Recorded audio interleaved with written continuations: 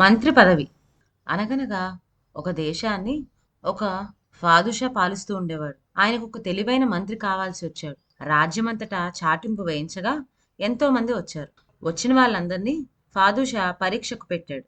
కానీ ఒక్కళ్ళు పరీక్షలో నెగ్గలేకపోయారు. చివరకు ఒక ముల్లా, ఒక మార్వాడి మిగిలారు. సరే, మీ ఇద్దరినూ పరీక్షకు పెడతాము. ఎవరు నెగ్గితే వాళ్లకు మా రాజ్యంలో మంత్రి పదవి ఇస్తాము అని వారితో ఫాదుషా చెప్పాడు. మర్నాడు ఫాదుషా 2 బుట్టలు తెప్పించి ఒక్కొక్క బుట్టలో 50 ఏసి చొప్పున చెక్కిలాలు సర్దించి వాటిని పక్క ఊరిలో ఉన్న తన కూతుళ్లకు ఇచ్చిరమ్మని ముల్లాను మార్వాడిని పంపించాడు. ఫాదుషా ఆజ్ఞ ప్రకారం చెక్కిలాల బుట్టలను పొరుగురులో ఇచ్చేసి సాయంత్రానికి ఇద్దరు తిరిగి వచ్చారు. ముల్లా తీసుకువచ్చిన రసీదులో 45 చెక్కిలాలు మాత్రమే చేరినట్లు వ్రాయబడి ఉన్నది. తక్కిన 5 ఏమైనాయి అని ఫాదుషా ప్రశ్నించాడు. అందుకు ముల్లా, మహాప్రభు క్షమించాలి, మధ్యదారిలో ఆకలి వేసింది. అందుకు 5 చెక్కిలాలు నేను తినివేసిన మాట నిజమే అని తను చేసిన తప్పును ఒప్పుకున్నాడు.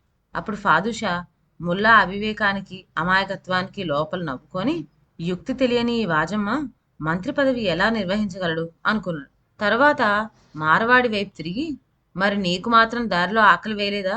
దూరం ప్రయాణం కదా అని అడిగాడు. అందుకు మార్వాడి, వేయకేం దేవరా, మానవ జన్మ ఎత్తిన ప్రతి వాళ్లకు ఆకలి వేస్తుంది. నన్ను ఇచ్చిరమ్మన్న చక్రాల్లో నేను కొని తిని ఆకలి తీర్చుకున్నాను.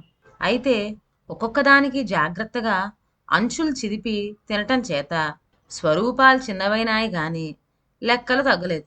తప్పనిసరిగా ఈ పని చేయవలసి వచ్చింది. ఇందుకు ఏలిన వారు మరొక విధంగా అనుకోరని తలుస్తాను అంటూ తను చేసిన తప్పును ఎంతో యుక్తిగాను వినయంగాను చెప్పి సమర్థించుకున్నాడు. ఇది వినగానే ఫాదుషా మనసులో చాలా సంతోషించాడు. ఇద్దరిలోనూ ఉండే తెలివితేటలు ఇప్పుడు ఫాదుషాకు తెలిసొచ్చినాయి. ఈసారి వాళ్ళను మరి ఒక పరీక్ష పెట్టి చూస్తామన్నాడు. వాళ్ళకు తెలియకుండా 2 సంచుల్లో బూడిద వేయించి వాటిని పొరుగు నవాబులకి ఇచ్చిరమ్మని ఇద్దరిను పంపించాడు. ఇది ఒక అర్థం లేని పనిగా పైకి కనబడుతున్నది. కానీ బుద్ధిబలం కలవానికి, ఆలోచన లేనివానికి ఉండే తేడాను కనిపెట్టడానికే ఇది తగిన పరీక్ష అని నిశ్చయించాడు. ముల్లా వెళ్ళి ఫాదుషా ఇచ్చిన సంచిని నవాబు గారికి సమర్పించాడు.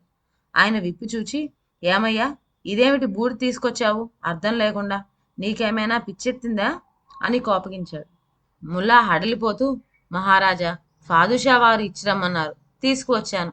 అంతేకాని సంచిలో ఏమున్నదో నాకేం తెలుసండి అని అన్నాడు. అప్పుడు రాజుగారు, ఇందులో ఏదో విలువైన వస్తువు పెట్టి ఫాదుషా పంపి ఉంటాడు. వీడు దాన్ని కాజేసి ఈ బూడిద పోసుకొని వచ్చాడు అని అనుమానపడి ముల్లాను అవమానించి పరాభవించి పొమ్మన్నారు. మార్వాడి కూడా తనకిచ్చిన సంచిని తీసుకుపోయి ఇంకో నవాబు గారికి సమర్పించాడు. అందులో ఏమున్నదో మొదట అతనికి తెలియదు. సంచి విప్పగానే ఈ నవాబు గారు కూడా అతని వైపు మిర్రి చూచి, ఇదేమిటోయ్, బూడిద పట్టుకొచ్చావు? ఇదేనా మీ పాదుషా గారు నాకు పంపిన కానుక అన్నారు.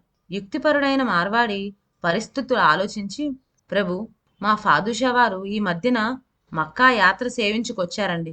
అక్కడి నుంచి తెచ్చిన పవిత్ర భస్మాన్ని ప్రత్యేకించి ఏలిన వారికి ప్రసాదంగా పంపించారండి అని ఎంతో నమ్మకంగా చెప్పాడు. నవాబు అపరిమితంగా సంతోషించి ఫాదుషా తరపున మార్వాడిని ఎన్నో విధాల గౌరవించి కానుకలిచ్చి మర్యాదలతో సాగరంపాడు. ముల్లా, మార్వాడి తిరిగి వచ్చారు. నవాబ్ పంపిన కానుకలను మార్వాడి ఫాదుషా వారి సంతోషంతో అందజేశాడు. ముల్లా తెల్లముఖం వేసుకొని విచారంగా నిలబడ్డాడు. మరి ఫాదుషా ఇద్దరిలో ఎవరిని మంత్రిగా చేసుకున్నాడో మీరే ఆలోచించి చెప్పండి.